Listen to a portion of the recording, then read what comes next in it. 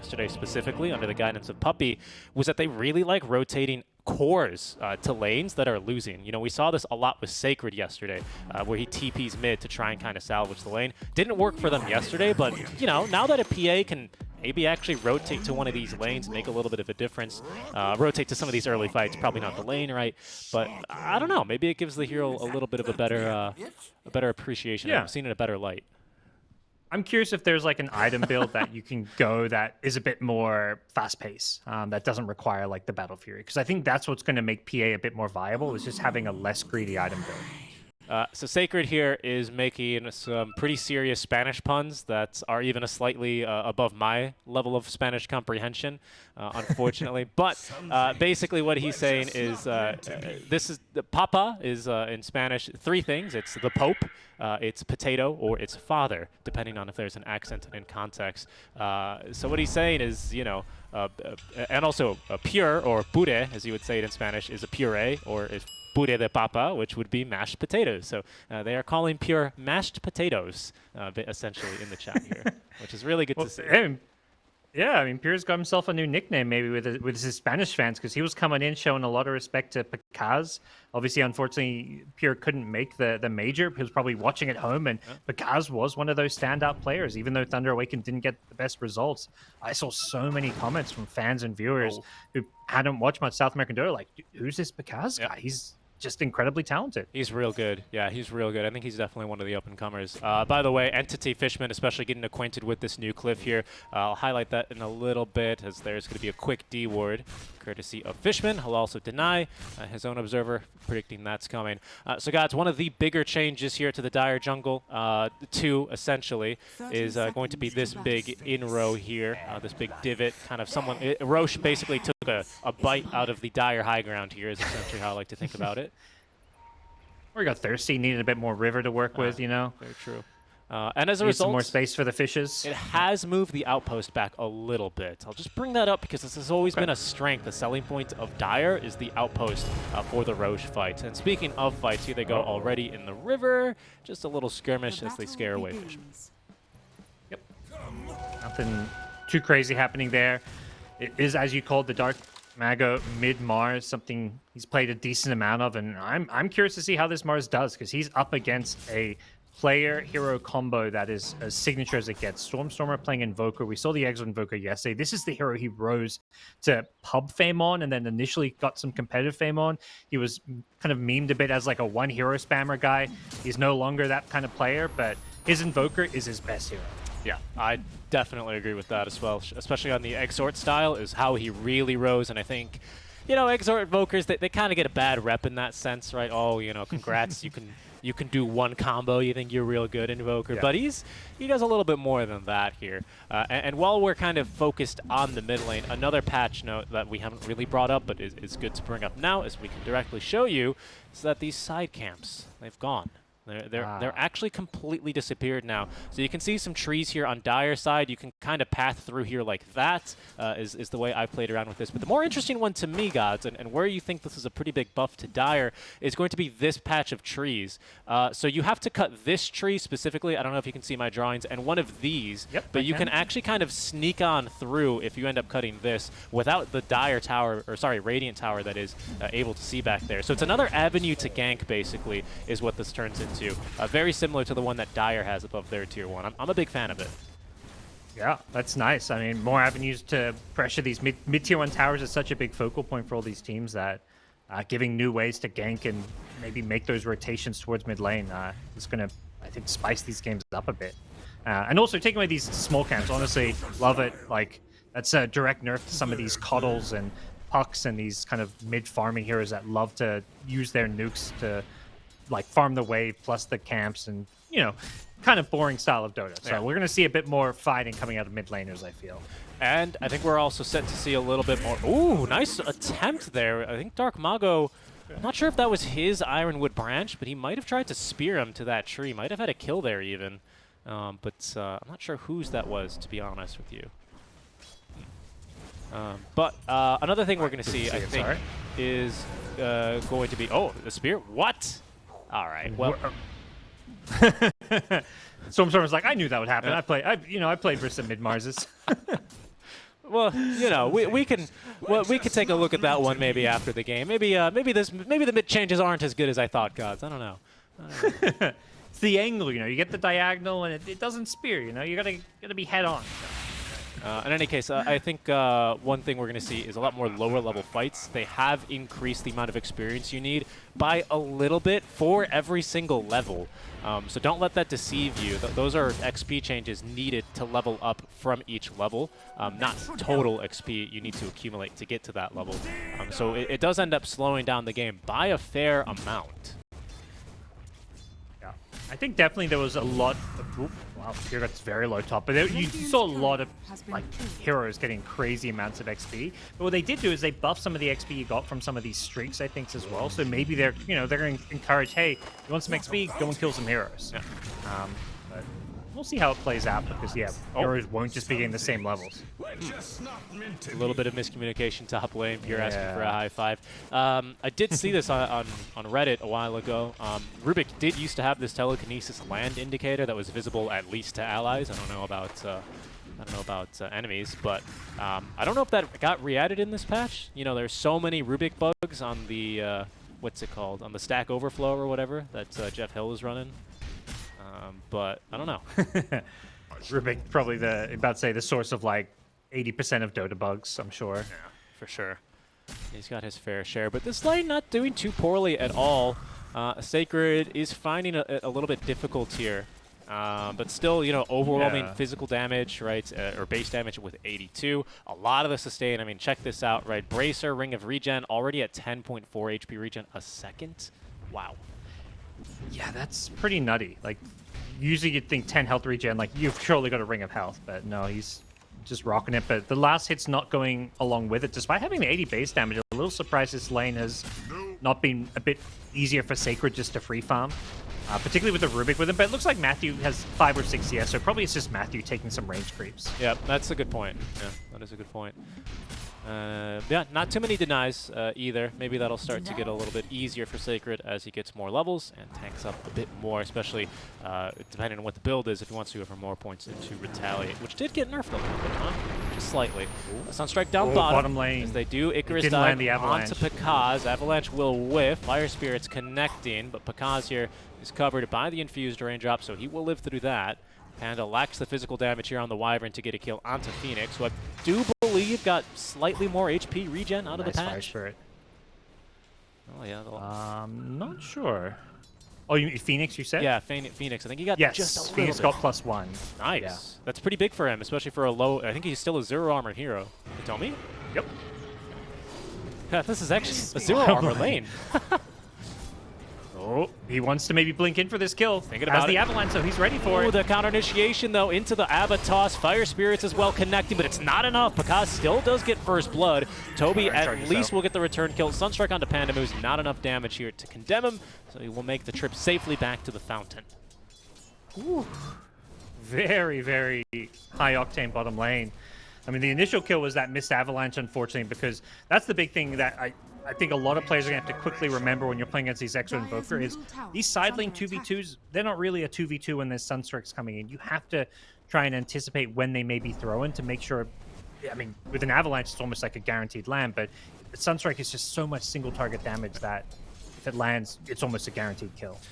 Yeah, and by the way, because I've just seen the first one, or I've noticed the first one, because they spawn in every 2 minutes. Are you seeing the same thing? Yeah, there he goes, the flag carrier. The flag bearer? The flag bearer. You want to... these things. Do you have the patch notes in front of you? Oh, hold on. I think we're going to maybe skirmish here over mid lane. As the arena is out, they're going to aim for Fishman first. Sunstrike do a bit of chip damage here to Dark Mago. Fishman living a bit longer, perhaps, than Thunder were prepared for, as the Avalanche of Katomi into the tossback is going to find Matthew. In the Cold Embrace, however, immune to physical damage. He lives a bit longer as he tries to get out of this one. Dark Mago now another spear here, this time connecting and throwing back Katomi onto the high ground here. Telekinesis will secure it. Matthew even securing the kill with a right click of his own. Well done there.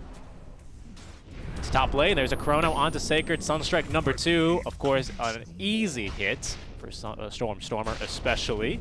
That is going to be a kill and a solo kind of kill for Pure and Stormer. The classic combo, the Void Invoker. You got to know Stormer's thinking about that Ag Scepter coming out later on as well. But very good start overall, it felt like, for Thunder Awaken, but that Void kill is a nice little improvement for his lane. Oh, Pakaz down bottom. Oh, a Supernova committed. Pakaz trying to turn on this. Sunstrike, though, knew exactly where he wanted to be. They're going to put him down for that. Panda then needed the extra auto attacks of his dead PA, so he is likely to follow suit here. Magic damage, not even going to be out-healed by the Urn and the level 3 Fire Spirits of Toby. This is a core Phoenix right now working out for Entity. Yeah, such a good move with that rotation from Kataomi coming back. The Avalanche just in time to stop the PA from killing the egg. It's such a well-calculated move, and this Phoenix feels like Toby just has such a free game. There's no egg killer. Like when they picked the Phoenix, it was like Mars, Centaur cores. PA isn't really the best answer. Like you can kind of try and Phantom Strike forward, get some extra attack speed, but I don't think the PA alone is ever really going to be enough to reliably kill this Supernova. So for Toby, I think he's in for an amazing game. Yep, very true. Real quick, I'm going to switch over to net worth. The 21 denies for Stormstormer, 10 for Pure. Very nicely done. Pakaz at least has close to 10 of his own. So at least, you know, pressing the advantage that he has there, naturally melee over Phoenix, as Pure is being hunted. Dark Mago's going to run into him now. Spear is going to connect. Sacred as well, ready to follow up with a stun. And there's even a telekinesis that they didn't even need. Mid lane, however, they are set to lose Pakaz as he does jump back on over to the creep wave, but will die to the right clicks of Stormstormer. Tower here, under siege by Entity. Seems like it's going to follow suit rather quickly.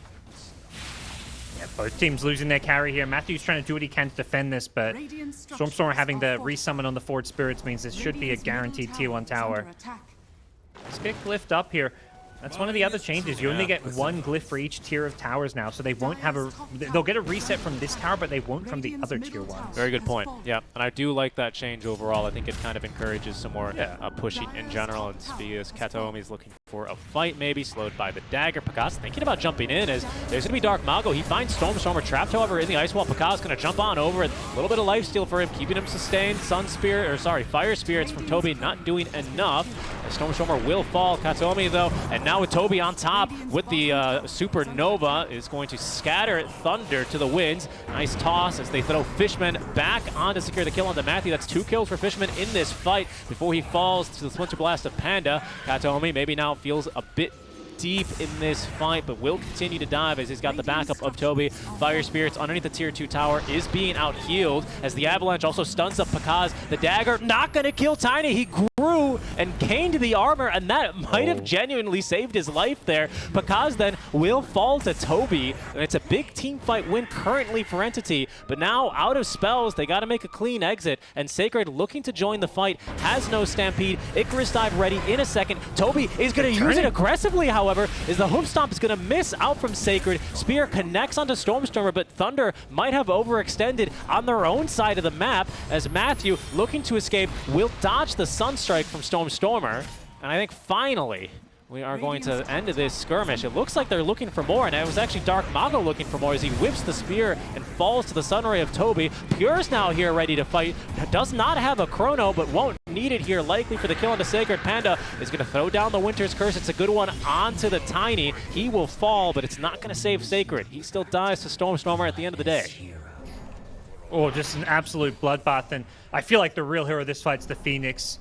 Like, some of the damage he's dishing out alongside the Invoker looking at the teamfight recap, but Phoenix is just getting all these Fire Spirits off, constantly offensively earning people, getting the Sunray damage out as well. He's been involved in 10 of these 12 kills. Just such a great pick for this game, and Toby, not just seeing in his lane, he's coming to every single fight that he needs to.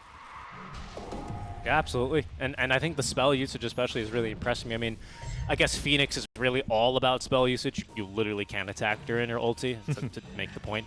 But it is still really impressive out from Toby, I have to say. I agree with you completely. And now his damage output is going to be even higher. Percentage-based damage here. Into the heal is always going to be very strong. Into Centaur, into Mars. These strength heroes are going to end up melting like butter.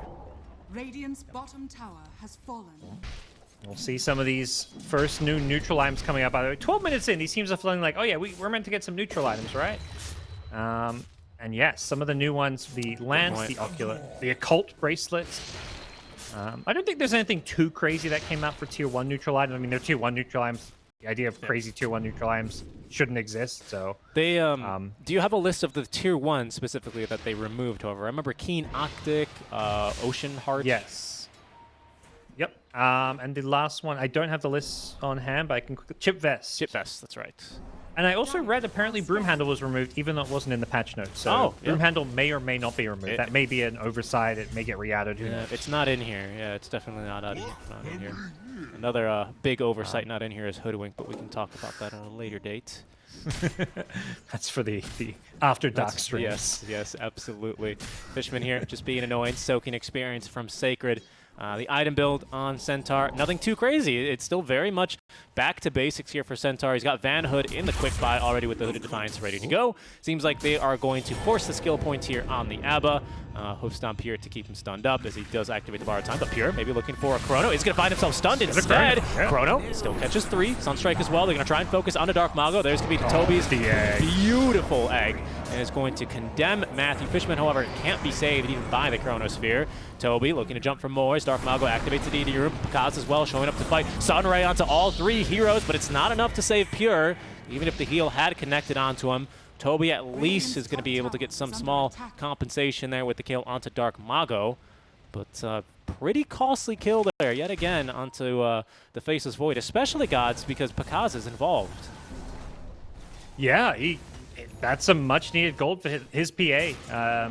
Getting towards that Battle Fury. This is the kind of phase of the game where PA can feel a bit underwhelming. You know, you have... I think PA has a decent laning stage, but it's this phase here where you're trying to get to Battle Fury where things get a little rough, but getting involved, killing a Faceless Void, and now trying to reclaim their jungle here. Yeah, they're having to battle for it. Again, this Phantom Strike change, right, which is the ability that PA wants to max first anyway, seeing as it helps with farming. Now granting that lifesteal. Just pointed that out. Lifesteal, of course, now only fully working against enemy heroes, half against creeps. With the way that it now tumbles in 732. Let's take a look at hero levels. You know, it's so hard to really appreciate the changes that, these changes over time. But maybe we start to seeing this play out now 15 minutes in. I feel like no heroes being level 12 at 15 is maybe as a result of the new changes. Pakaz is looking for another kill here on a Fishman, who does have ulti ready. Good steal by Rubik, though, as he's now got the Aphotic Shield ready to dispel Pakaz. Pakaz being dispelled, but still stunned up by the avalanches. There's going to be a Winter's Curse. Only catching Fishman, however. Pure has no Chrono, just looking to get involved here with the Mask of Madness Javelin. Yeah, that was almost like a pseudo-panic curse just to try and save your carry. I don't think Panda expected to catch anyone else. It was very much as like, my PA may die here, I gotta use this curse. So if anyone is following up, they get pulled into it. But Pakaz gets out alive and he's right back to farming. Phantom Strike plus the Possessed Mask gives him a lot of sustain and ability to just heal himself right back up. Absolutely. I think one of the more interesting neutral items, I'll hold that thought actually, because Entity are looking for a fight here, invading the enemy triangle where there's a big stack here waiting. Toby also lying in wait with level 2 Supernova. They're going to need 8 hits now to get through that thing. Katomi setting up the wards. He's going to Tumbler's Toy down to the low ground, trying to find a toss back on a Pandamu. Oh, but again, the telekinesis not quite coordinated here between Thunder. That's going to cause Sacred to get tossed back up to the high ground, but they can't quite kill him this easily. Entity, at this stage, more so just looking for the stack at the very least, at least looking to force Pakaz away from it.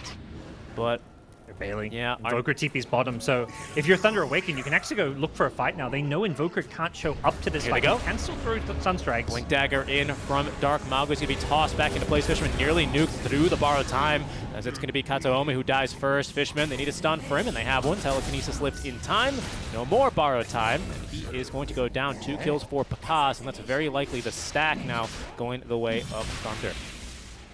Yeah, I think it's a bit of miscommunication or just a bit of maybe a mistake from Stormer. The TP there, it's like you're TPing onto a creep wave, so you're instantly going to be spotted. The second Thunder Awaken see him on that tier 1 bottom tower defending, they just charge forward. They get full advantage from their Blink on Mars, not using the literal Stampede of the Centaur, but they have it if they needed to chase further. So really great job by them to get a couple of kills. And also, like you say, securing the stack. Pakaz does have Battle Fury, so they want to make sure that Entity get pushed away from their Radiant triangle. They have not found this ward quite yet. That is sitting right next to the Radiant Tier 2 on the high ground, not quite on the cliff, which I'm sure they've, yes, indeed they have checked for D wards. So there's still maybe a play for Entity to be made here at a later time, especially with Chronosphere now ready alongside the Egg. And the Ag's about halfway completed for Stormstormer. So that Cataclysm, of course, going to be very deadly with all the setup that Entity have for it. It's gonna be brutal. If they land Chronos, it just feels like heroes are gonna melt. Wall's coming out as Stormstormer. Fix some of his hotkeys. You know, new patch, new hotkeys got to be sorted. Oh, okay. So Rubik Matthew's still holding on, by the way, to the stolen aphotic shield. He's about to lose it. As here go Entity. Matthew standing in the way to block the smoke gang, doing a pretty good job of it, dispelling himself even. Pure is only going to be rewarded with an Ancient Black Dragon. Stampede out for good measure out from Thunder. They really did not want to take a fight. They're definitely respecting all of the tools that Entity have in their belt. Yeah, they just get out kind of scot-free there. Let's see if Entity can go for this Roshan. Extra Invoker plus Void with the Mask of Madness. It's definitely possible when they've got Avatar Tank. And I think they're okay with like forcing a fight around this pit. The question is whether or not Thunder Awaken want to entertain that idea. It does seem like they're going to prioritize just getting their own farm on. PA really is such a 2-item reliant hero that until you get this BKB, team fighting into a Phoenix Tiny is just not really feasible. No, very true. Double Blink Dagger as well for Thunder. Does make things a bit easier as far as initiation, but as you say, the team fight really until at least BKB on Pakaz. Even with the lifesteal changes, I don't really think at this stage he stands much of a chance to do anything in these fights, as you're saying. Yep. So, looking at, I know you mentioned the neutral items a bit earlier. We've got a couple of the new ones in use. Abaddon with the Eye of the Vizier. Reduces his own mana. This is like the new cast range neutral item. I think they're like, okay, Keen Optic tier 1, giving this cast range maybe a little bit too strong. Let's make cast range a tier 2 thing, but then also give it like this negative downside. So you've got to like, you know, pick and choose which heroes can actually use it, since most cast range heroes are going to be spellcasters, and losing 20% max mana is kind of crippling for a lot of spellcasters. That's a lot of cast range, though, especially for someone like an Abba, so I definitely understand why Fishman is carrying it, even if it does give him probably 1 or even 2 maybe less aphotic shields in a fight. I think it's a pretty big deal to be able to save allies from that much further away. I always think this concept that Valve or Ice Frog, Mr. Frog, as I believe he's referred to, where you have these neutral items that also give you a pretty significant debuff, has always been something that's toyed around with. I remember when neutrals first came out, there was a couple of these, and they quickly got reduced. I think the only other one we've had for the longest time was, what was it? The tier 2 that gave you cloak that reduced your armor or something like that. Still, yeah, another shawl, right? -2 armor. Oh, yeah. Yeah, but stuff like the Witless Shaker got removed. Yeah, exactly. It was like that was like plus 1,000 health and what, -400 mana, I think it was. Yep, exactly. Yeah, so stuff like that, you know, they've always toyed around with. So it's cool to see another one back added, as there's Pandamu. Likely just to die here, to be honest. He's unblocked the Ancients camp and must pay the price as a result. He drops himself his little healing aura, the Seeds of Serenity, which is a pretty decent heal, +8 per second. Nothing too crazy, but it does actually get amped by Holy Locket, so pretty good. There you go. Yep. No, I like that there's like some more support items coming in from some of these neutral items like that one. But no signs of Centaur Aghanim Scepter. That is definitely the current disappointment, but Pure almost Pure. Tried to get off the Chronosphere, the Avalanche just a second late from Kataomi, even with the Blink Dagger. Pakaz, he BKBs, Pure. Oh, we thought about the Chronosphere. He's going to be lifted now. Thunder, we're really itching for a fight there, at least Pakaz was. I think he BKB'd for the first kill on the Aegis. He BKB'd, I think, because he saw the Avalanche coming in, so I think he's worried about being like blowing up from full to nothing. If he doesn't BKB, maybe he gets comboed or coronaed into Sunstrike, but it was definitely a very antsy BKB where he pops it and then he's just waiting for this Void to respawn and his BKB's on, like, oh, okay. But now... And they know no BKB, they want to fight. It's an opening. They're ready to go. For Entity Pure, his smoke's going to break, looking at Tomahawk in, guesses incorrectly as Thunder currently on their own high ground. Sacred initiates onto Stormer as Kataomi as well with a blink onto Dark Mago. Supernova perfectly placed on the high ground. There's an observer there for Thunder, but they're just going to stampede and get out of here.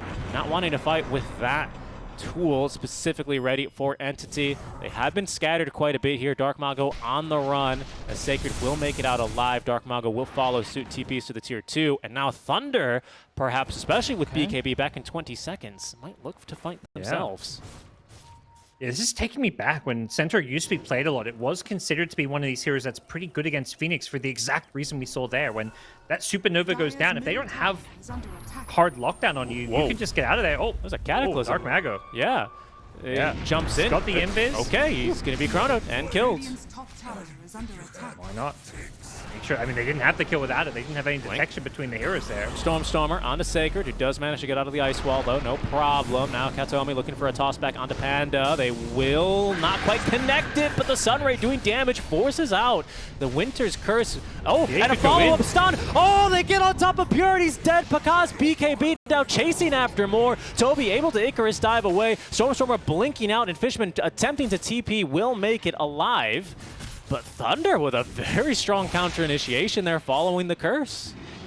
Yeah, they almost just cleaned up there. Luckily, like, I mean, not entirely luck, but players like Fishman and the Phoenix just managed to get the dive back up. Fishman able to TP out, but that was an amazing kind of turnaround. They were just waiting for that curse to wear off. Secret had the blink hoof stomp set up, and Pakaz was there with the Battle Fury cleaves on through, so really solid team fight coming out from Thunder Awaken, just recognizing that NT were going to push forward, and that Void doesn't have a Chronosphere. Using it for that mid-tier 1 tower ends up costing him pretty heavily. Yeah, absolutely. No way to counter-initiate. I think even if he has it here, Parker, the control is so perfect, as we can see here, that he just probably doesn't even get to use it. Amazing job jumping in there. Not even Fishman able to save his allies. Wow, really good counter initiation. Good stuff from Thunder. Perhaps a little bit of breathing room for them there. As they do end up losing Dark Mago, things were probably feeling a bit constricted. Now they can finally roam their side of the map a bit freer. Yeah. I think we were seeing like both teams need to pick and choose their fights like around their item cooldowns and spell cooldowns. Like the reason Entity initially take the fight and things go well is because BKB on PA is down. But then they used Void Chronosphere, and once Void Chrono's down, and Phoenix Egg was down, that's when they should no longer be looking for a fight. So they kind of got baited in a little bit and took a fight that they probably shouldn't have been in a position to really have happen because of the fact they have these big spells on cooldown. Even if it's not the reason they lose that fight, they need to be the ones sitting back waiting for these long cooldowns. Yeah, definitely agreed. I think that's kind of, high-level fundamental Dota right there at its core, right? Kind of gauging your strengths compared to the enemy strengths, getting a feel and an idea on these cooldowns. And speaking of cooldown, about to come off here for Pure's Sunstrike. Pure's Sunstrike, Pure's Chronosphere. Sunstrike being in Cataclysm, also ready for Stormer is the reason I'm bringing this up. We haven't yet seen that combo executed. Yeah. It's such like this free insta-kill combo with Chrono, but careful, all that thought, they get the smoke in. Yeah, they want Pure. Dark Mago still chasing for... Actually, avoid... No, he still gets hit by the time dilation. Slow Fishman nearly nuked another time here through the borrowed time, as you can kill him if you do more than 400 damage. Stampede, Thunder are looking for more. There's going to be the buyback option. Fishman Pure. Oh, on top of the Supernova. He does at least get Dark Mago. Matthew is going to perish there. Dark Mago making it out alive, however. Sacred counter-initiating. Another arena good to go. Pure is dead. Pakaz disarmed, however, but will find the time to find his daggers again and ready to jump in onto Toby, who Icarus dives away. In his place, Fishman will die back as Toby finds himself speared. No Icarus dive and no chance to survive versus Pakaz, who Phantom strikes on top of him for his second kill of the fight. It'll be 4 dead, 5 including the dieback of Fishman at the end of the day. Oh, such a good fight. They just positioned so well. They knew where the Void was from the start of the fight, and it was like this game of cat and mouse where Dark Mago, he's kind of, to me, the hero of that fight because he's the one willing to just tank the Chronosphere. He's putting himself in a position next to this Void, keeping tabs on him, and making sure that none of his teammates are next to him, and he's probably telling his team, like, guys, don't come near me. Let me get Chronosphere. It does barely clip the Wyvern on the edge of it, but he gets his BKB up before the Chrono hits him, so Dark Mago just, there's not enough damage to kill him in that Chrono when he's got BKB up, so great play from him, and then Thunder Awaken just patiently waiting, knowing that as long as PA doesn't get chronoed, fight goes well for them. Oh yeah. And a beautiful curse as well to follow up onto Toby, who had already pretty much expended the use of Supernova there. Supernova, of course, does go through BKB, but just still not nearly enough damage to kill Dark Mago. Fairly tanky here with just basically BKB. Even Nethershall giving him a little bit of that magic resist. Next big objective here, gods, is going to be Roshan. 40 seconds till he's back up, but these guys, they're going to know it's in the 3-minute window. So Thunder, feeling strong, looking for a fight as Invoker does catch a glimpse of Sacred, will blink back. Ping out the ward. They should know it's up here now. Yep. Well, deward it. They almost managed to find a way to get on top of him, but playing around his Observer Ward, as soon as that smoke popped, Invoker able to blink away, and that Roshan you mentioned up in 15 seconds here, so both teams really want to set up for this as best as possible. Kataomi looking to TP away. Matthew doesn't have a blink. Oh, he tries to telegate. You know, that was cute. I never thought about using it that way, to be honest. It just occurred to me. Nice play. He was his placement was perfect. He was just maybe a second late. Oh yeah, like no more than a second late. Like that was really heads up from Matthew. Yeah, really nicely done. And now Thunder, well, they're going to scout the big man back into the pit. Of course, no significant changes to Roshan other than his landscaping. He did some landscaping in 732, but still carries this shard now for second Roche.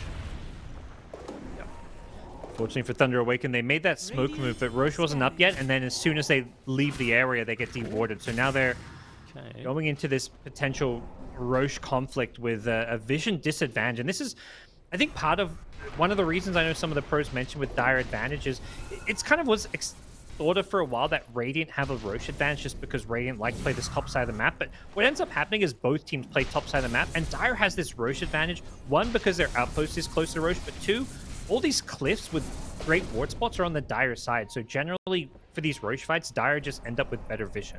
Yep. Yeah, agreed. I've crudely circled them just to kind of give an advantage. By the way, this staircase covered by both of these warding cliffs for Dire, so it does feel, even though, you know, there have been changes in this cliff, it just feels like a very strong position to hold. And Entity certainly, you know, keeping to Dota 101. Fight underneath the ward, fight up high ground, right, or always hold the high ground is defensive strategy 101. They're doing just that, as they likely now know that Roche is up.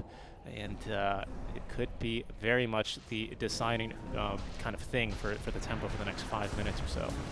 Oh, Invoker's been caught mid. Has been, and the initiation from Sacred to follow up gets in there in time thanks to the Stampede. His own BKB as well, covering him. Dark Mago, BKB active, pushing back Pure, forcing out the Chronosphere. Buyback, though, might just be enough damage here. Stolen Chronosphere is going to be put on top of Toby. He might be stuck in that. No, it's going to end perfectly. So he does manage to Supernova in time, as Fishman is going to end up dying back. Toby trying to get through Pandamu. Panda TPing away will live, but it's going to be Sacred now being chased down by Pure. A nice stop, gives an opening for Pakazu, BKBs, and immediately will slice and dice through Pure.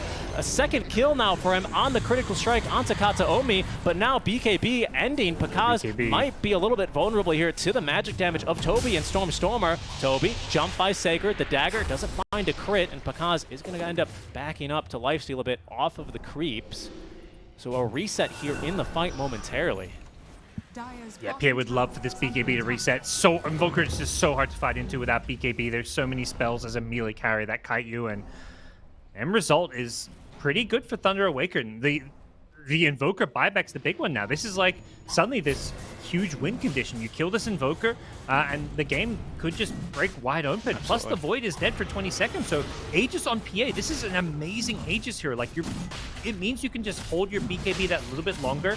If they use all their spells to blow you up and you don't BKB, it's okay when you have this Aegis now. An Entity, they're gonna maybe try and contest this, but they're gonna be a bit limited on the spells. Because up to the high ground, he's gonna nuke through Katomi. No, the toss again miscommunicated. Oh, and the toss out, but Pakaz jumping back down finds the kill. Dark Mago arena is a zoning arena. It's going to force back Stormer. Roche secured. Roche secured. Pakaz, Aegis, and Shard, which is still fan of knives. No significant changes here. And that is going to be then a big window of opportunity here for Thunder. That's just opened up a big advantage for them. No buyback available here for Stormer. Win condition is outlined. Yeah, and anytime the Invoker gets jumped on, he's going to melt so incredibly fast. Like, he needs a BKB desperately. Like, into the Mars and the Centaur. There's just athlete stump. It's just Okay, blink life stun, gone. and he might just be dead just to that. Stolen Avalanche setting it all up. Here's Fishman doing his best. They have detection, of course, on hand, ready to deal with Stormer. As Sacred, BKB'd up, is going to be able to ignore a lot of Fishman's hold. They've chopped through Pure, by the way, because beyond godlike now, as he is able to find him. A solo kill, as Stormer has juked even my own camera. He makes it out alive. He went down.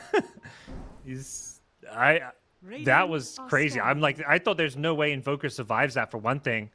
Oh, and maybe he doesn't. Maybe he doesn't survive it. No, yeah. the What's spear, going on here? it doesn't latch, Oh, but there's no doesn't Ghost Walk, and that's going to be an easy kill for Dark Mago as he will kick Stormer back to the grave for 90 seconds. Nice patience by Matthew there. Had a feeling Invoker might have tried to push that one extra wave.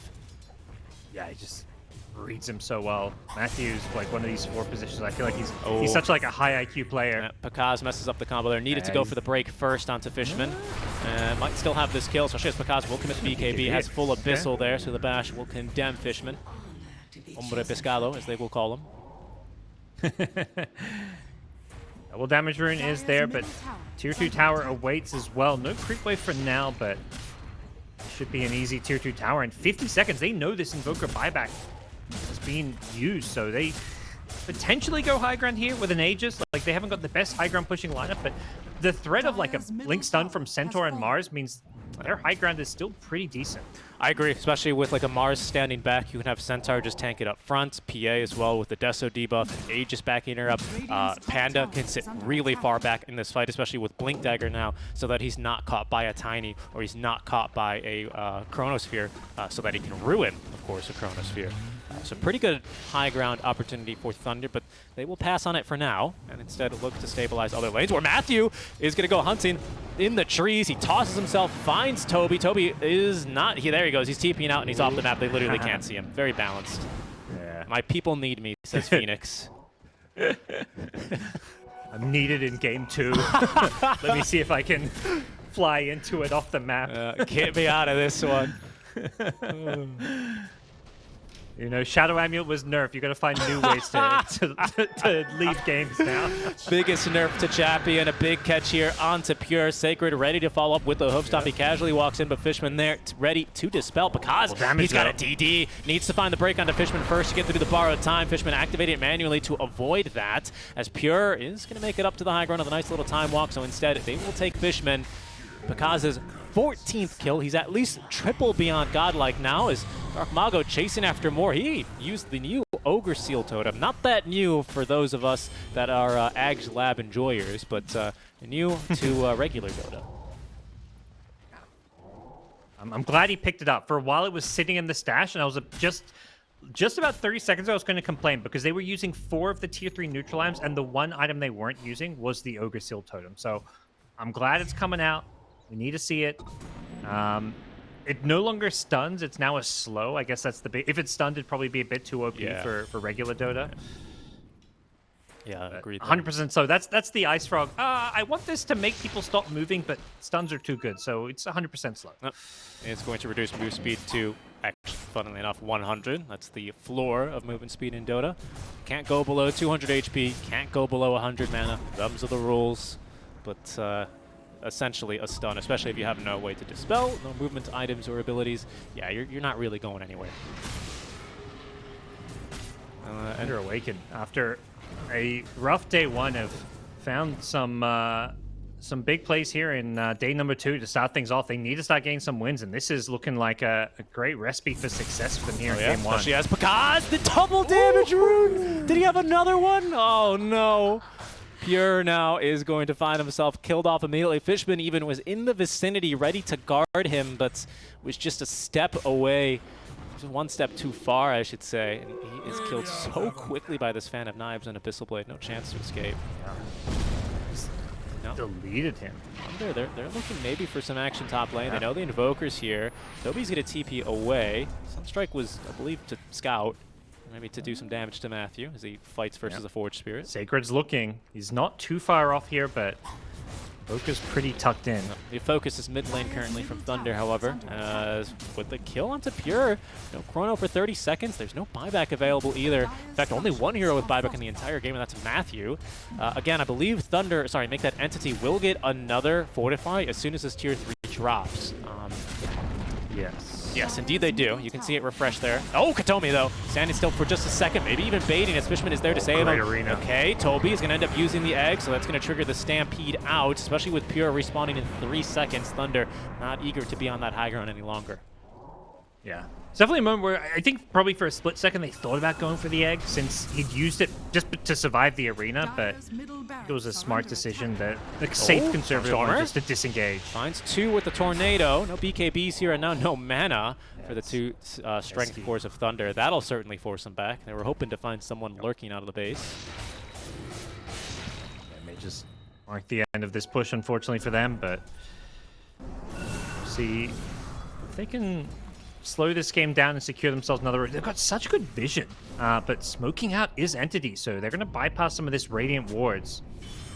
Indeed, that ward's not going to be scouted by Thunder. Sacred already blinked. Tornado's going to miss, but there's still Cold Snap and Ice Wall. The Dispel at least to get rid of the Cold Snap, but Sacred will pop BKB here. Surrounded by 5 enemy heroes. TPs are incoming to Thunder, though, as they can reinforce to the outpost. Again, Entity here with vision. Pure's going to find the Chronosphere only onto Matthew. That's an easy kill for him to be certain, but that's a haste run for Dark Mago, so Pure can't quite catch him. TPing to the outpost. They're buying back. They are. They're going back on in. Toby, again, he refreshed, and he's already used the second Supernova to not much avail of. And now Pakaz is in on the fight. It's going to be a Cataclysm, not really doing that much damage. Pure's going to reverse Time Walk out of that one, as everyone bailing from this fight by Entity. The skills not connecting. Chrono only useful for the kill onto Matthew, who's caught buyback and is immediately back in the fight. And now Stormstormer with a BKB trying to escape is going to have to BKB TP away. But man, just Entity, they can't quite connect on these abilities. Yeah, and that really is, that's their team fight. That's their damage. That's how, like, them winning this game comes down to landing Chrono plus Cataclysm plus Sunray or Supernova, whichever one it may be. But the way Thunder Awaken in positioning is they're just not giving them these multi-hero Chronospheres. Exactly. And I mean, that one was definitely a bit rushed. Like, he just saw Matthew and was like, oh, I'm going to Chrono this guy. But a solo support Chronosphere, Matthew probably was smiling as soon as he got Chrono there. Absolutely. It did force one TP to be canceled. I didn't quite catch in time who had to cancel their TP, but yeah, no, it's as you say, right? It's the Thunder not really putting themselves in positions to be easily killed off by a lot of these big team fight abilities. They kind of fell for it early game and then very quickly learned their lesson. Yeah. Well, they're picking and choosing these fights around. I mean, BKB has just been such a big game changer. Now you've got a level 25 PA. She's effectively 6 low. If they get another Aegis for themselves, you see Animu just camping out the Roshan pit. They know how you beat this big team fight wombo combo is just having an Aegis on your carry. That's going to kind of break the game as far as what can you do if you're Entity. Like, you struggle to kill the PA once, let alone twice. Yep. And 30 seconds until Roche does respawn. It'll be third Roche, and as far as I recall, no changes to Roche again, other than his terrain. So there's going to be 50-50 chance of a Refresher Shard, which now has a mana cost on it, by the way. Used to be 0. I think it's up to 350 or 300, so pretty expensive, and might be a problem for some of these cores. BKB even now with a mana cost, actually 50 mana to activate it. So again, might actually end up making a difference. And then of course Axe Blessing is still available. What'll it be? It'll be a refresher. Wait a second. Does Radiant oh, they're fighting. I hear an E-Blade. A-Blade actually as they go on in. Chrono ready from Pure, but he can't find a mark as it's Fishman who is picked off by Dark Mago. So now they don't have Dispels, but he does buy back in the fight. Sacred forced to BKB. Toby gets off the egg before he's stunned. Fishman rejoining the fight now as Dark Mago will BKB. Pure affected by Alacrity. Finds a bash on a Dark Mago. Push back. Time walking in deeper. Doesn't like what he sees, so will go on back. Katomi as well has fallen, but they found the PA. There go the Sunstrikes. The double Sunstrike as well onto Pakaz. He will fall. That is 1,100, nearly 1,200 gold now for Pure as he ends the godlike streak. Has a buyback. Because he's going to buy back. Toby has now Sun number 2. Can Thunder focus it down in time? The auto attacks all coming in. No. Toby is going to stun all 4 enemy heroes, allowing Pure to pick up another kill. That's a dive back on 1. PA with DD Rune back in the fight. Finds the Abyssal and chops through Pure another time. He's on to Fishman, who just died back now. Toby looks to be easy picking, but Katomi is first. There goes Pakaz for 4. He's looking to make it 5 now. Stormstormer blinking out of vision, but is scouted, and it's Pakaz who will die at the start of the fight, but does get revenge with the Rampage. Might even look for more as Pure does buy back, but immediately is going to get out of dodge. What a game for Pakaz. Man, It was unfortunately there was no outpost, but it almost worked out better. He TP'd to the tier 2 mid tower, and then he's walking back to the fight, and there's just a DD in front of him. Void had a chance to pick it up, but he was too busy right-clicking heroes. You can't really blame him for it, but now buyback coming through, but Entity, they're too late, and there's just no Chronosphere ready. Now PA making another jump to the Forge Spirits, another Phantom Strike at the ready, but Entity are not sticking around to find out how many more kills Pakaz can get. They took him down on a godlike streak. He's already up to 5. Got the whole kit and caboodle from the Roshan. The Refresher Shard was what it ended up being. He's going to pass that over to Dark Mago, so he's got double Refresher, the Orb and the Shard. 200 mana cost on the Shard, pretty, you know, it's much higher than 0. Yep. And then the increased mana cost on Refresher Orb. So Refresher did receive some hits, but this item's still incredibly powerful. Absolutely.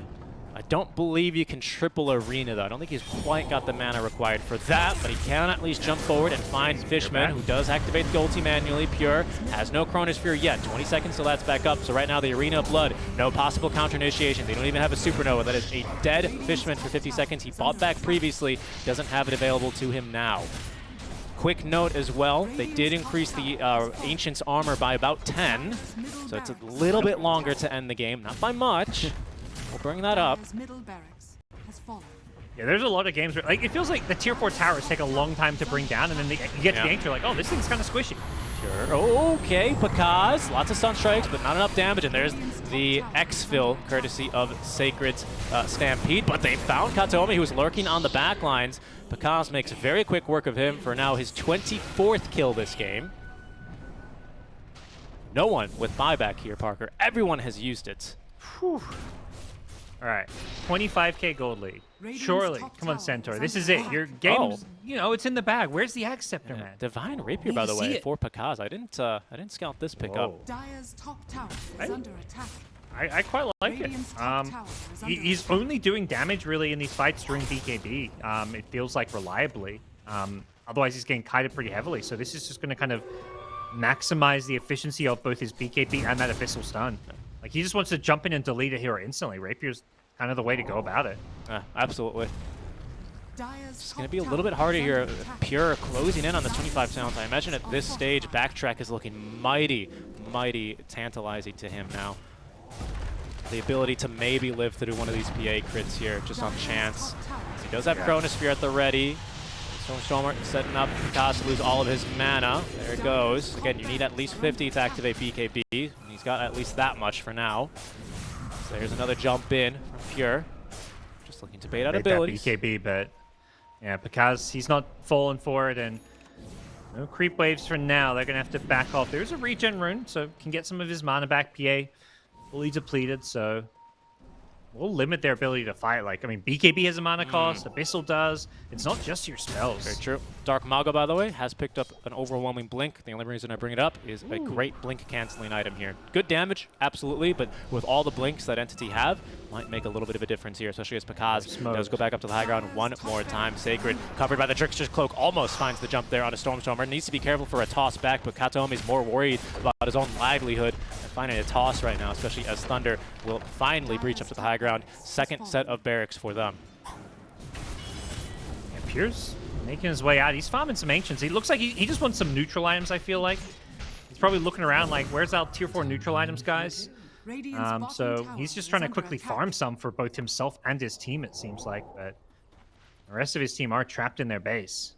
No new neutrals for Thunder yet. They did re-add Havoc Hammer. Remember that one? Oh, it used to be in the game. Yeah.